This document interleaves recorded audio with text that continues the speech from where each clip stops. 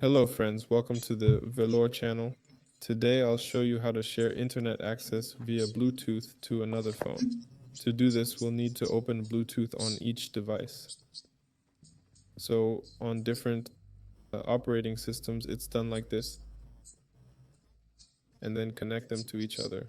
So I tap connect to new device and connect to my phone on the left.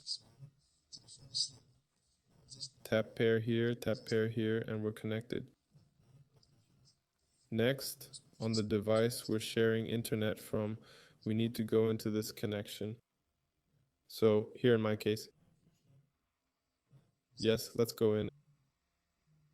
And here there's internet access, so we connect. I just don't have a SIM card here, so I can't enable this feature, but I can on this one. So just enable internet access. To do this, we need to turn on mobile data, yes, and then enable internet access. For some reason it's grayed out, but here it says it's being used to share the internet connection. It's some kind of bug why it's showing gray. That's it. This was Velour. See you all later.